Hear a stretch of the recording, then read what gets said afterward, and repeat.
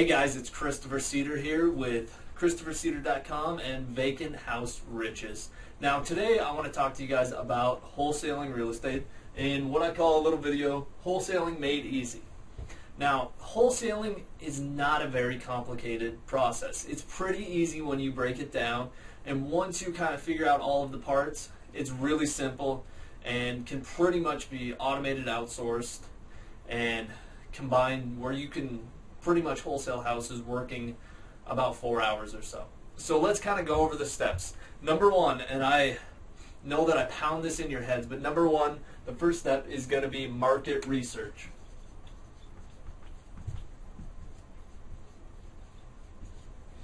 Excuse the handwriting. It's not the best, but step one is market research. And what I mean by market research is if you're just starting out or if you're going into a brand new market, you need to do whatever you can do to pretty much guarantee your success. And in new markets, what I like to do is find areas where you're going to have high cash sales. That means there's lots of people buying. There's lots of cash investors. That's who we target when we sell our wholesale houses, so that's what we look for. We look for those areas where these guys are buying like crazy. And that's where we want to target, because we know that if we can put a property under contract, we can easily get it sold. So we first start and try to find those areas. What we do is we pull the cash sales from the MLS, we pull cash sales from FreedomSoft, wherever. We sort that data and find the area where it just has the most. If this area has 100 cash sales, this area has 20, go with the area with the 100. And that's really the foundation. Once you kind of get that down, you can expand on that. But that's where we want to focus our efforts first, because that's where we're going to have the most success and have the fastest success, is finding those areas where there are high cash sales. Now, I know I have other videos where I explain more in detail about the cash sales and finding the cash sales process and the market research process. So find those if you want more information about it, but it's very important because you're going to be able to easily send out a few letters to these areas and find deals within the next 30 days if you focus on those areas. If you focus on areas where there's not high cash sales, maybe worse areas, you're going to send out 1,000 letters and have no success whatsoever. So that's why it's very important. The next step is step two, is marketing. Now marketing, what we want to do, and if I look down, I have my cheat sheet here so I remember what all to write, but marketing, what we do is the first step is we want to pull our list, who we're going to market to. And as you guys know, my favorite is vacant houses. I have property scouts out there bringing me vacant houses weekly. I'm always out there looking for vacant houses, so vacant houses is number one. I'll even write that down. Vacant houses. Remember, I have the vacanthouseRiches.net. Go there. Lots of free information. You can sign up for our free little guide, and we also have the course if you want more information. But vacant houses is number one for my business. They're the easiest to flip. Now the next list you can go after is like absentee owners, and you can get those lists on listsource.com. I just here recently am trying out, it's called Find Motivated Sellers Now, and it's kind of like just a database where you can pretty much have access to mailing lists, free lists. They do have vacant house lists in there. I don't know how accurate they are. I'm actually testing out my first campaign to that list here. I just didn't send out the letters. Purchased the postcards to send out yesterday, so in about 4 or 5 days they'll be sent out. So we'll test out and see how good their vacant house list is compared to the list that I compile myself, which is pretty cool. But that's another great resource, and I'll have some case studies for you guys on that.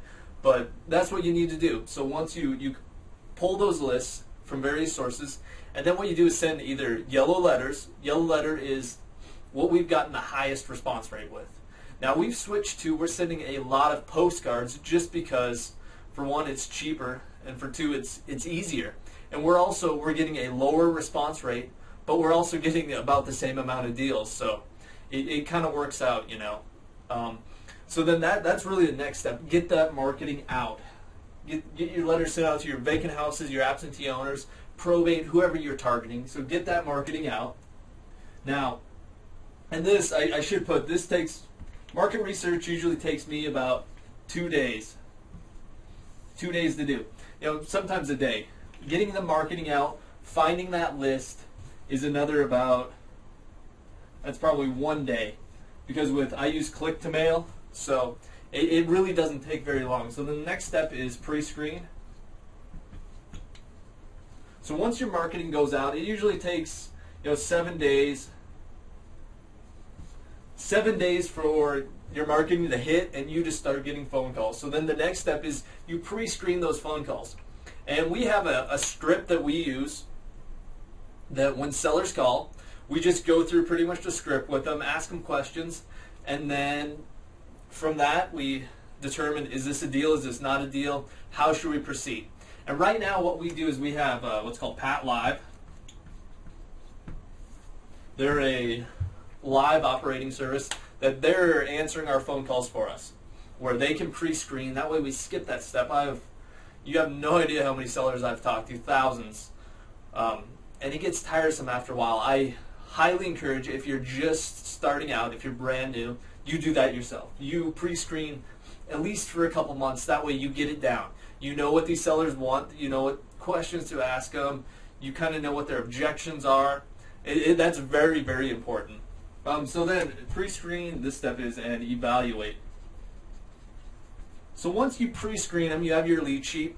The next step, what we do is we evaluate. We find out the after repair value, the ARV, what this house is worth, fixed up, 100% good condition. So we find that, and we use either Freedom or the MLS, multiple listing service. That's what realtors have access to. If you're not a realtor, you probably won't have access to it. You can also use like Zillow and Trulia and those. Some of those sites are fairly accurate, some of them aren't, but these are what we use. FreedomSoft is a great resource because you can take pretty much what you had on your lead sheet, enter it into FreedomSoft, hit comparable sales, and it'll give you a list of different properties. So we use that in our business, and it saves us a lot of time and money. So once you've pre-screened and evaluated, you determine, okay, this is the after repair value. And then what we do is we take off from there 70%. This won't work in all markets. This is what we're using in our market. Some markets are different. Some you have to adjust how you evaluate. It just kind of depends. And to determine that, you need to, I guess, talk with people in your market and see what houses are selling for in your market.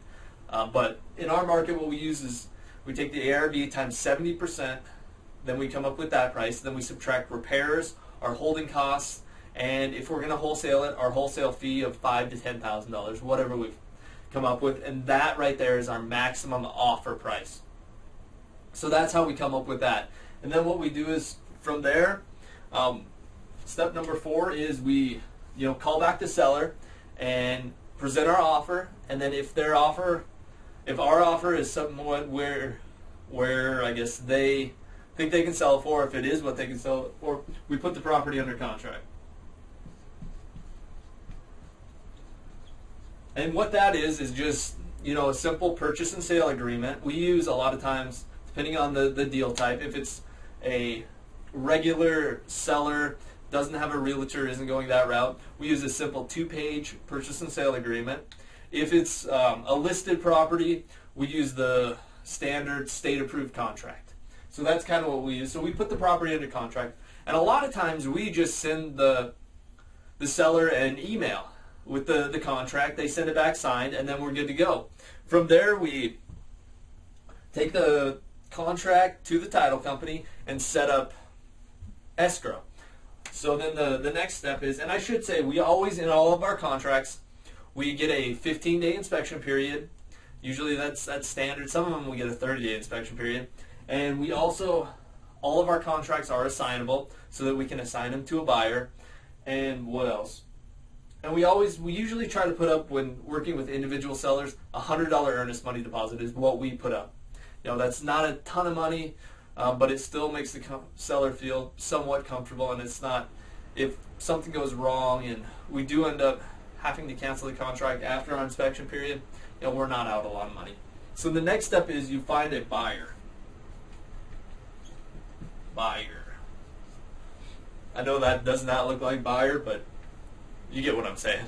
So what we do is we find a buyer, and we look for when we did market research, those cash buyers that are buying in that area. That's who we're going to target. These are the people that have cash, they can close quickly, and what we do is we assign our contract to them, we wholesale it to them for $5,000 to $10,000. So say we have the property under contract for $50,000. We mark that property up an extra $5,000, and we find a cash buyer who will pay $55,000. So he comes in, he buys the property for $55,000. Then that would mean we assign our contract, we assign our right to purchase the property, our interest in that property to him, and he goes and closes. The seller gets their $50,000, and we get a check for $5,000. You know, it's a win-win. We're making money. We're helping out a seller that needs to sell, and a buyer is getting a property at a great discount. So that's kind of the wholesaling process.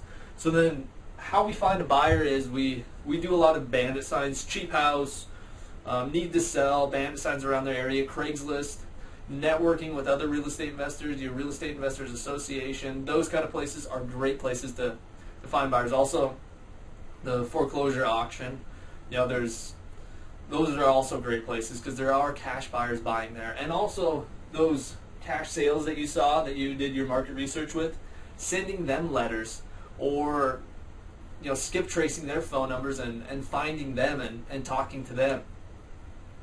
It's another great resource. So then step 6 is, I'll put 6 over here. My marker's kind of dying. Cash your check. From this point, once we have the property under contract to closing, we usually get 30-day close. A lot of times we actually do 3 weeks. We usually, in all our contracts, put 30 days, but we like to try to close within 3 weeks. That way we get it done. So once you find that buyer, usually it only takes about a week to find that buyer. Then from there it's 2 weeks, 2-3 weeks, somewhere in there, and then you're cashing a check. That's how simple it is. So then once you cash that check, what you do is step 7, you repeat the process and optimize it. Repeat and optimize. And what I mean is you simply go back up to here. You don't necessarily need to do your market research again, but maybe, okay, this was the best area that I mailed to. I mailed 1,000 letters. Let's mail another 1,000 letters to that best area and see what else we can find. Or let's go to the second best area, the second best zip code. Let's mail to them. And that's kind of what I like to do, is you'll go, okay, let's go first. You'll kind of go down the list, start with the best area and kind of go down 3 or 4 areas, and then repeat that process. And then keep repeating it, because a lot of times you'll mail to one list this month and you'll get one person that wants to sell. In 4 months, you'll mail to that same list and maybe 2 other people they want to sell. Maybe they had a rental property or something, now it's vacant, the people trash it and they don't have money. Maybe it's coming close to when taxes are due. They're like, hey, taxes are due, we don't really have the money to pay the taxes, let's sell. So that's and optimize it is just, throughout all of this process, you're going to have bumps, there's going to be a learning curve from doing this. But once you go through it one time, cash that check, you'll be like, okay, this is a lot easier. This is what I need to do. This is what produced the best results for me. And this is what I'm going to focus on. And that's optimizing it. Making what worked best the absolute best. So that is really wholesaling made easy.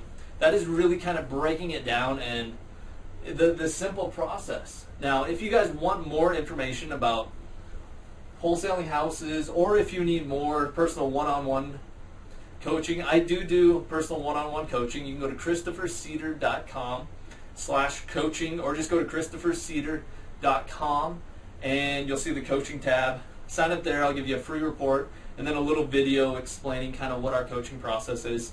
I'd love to help with you. Our coaching is, or I guess my coaching, I'm mainly the one that does it. And also you'll have access to to my father, who's got 30 years real estate investing experience. He's been around for forever and has done thousands of deals.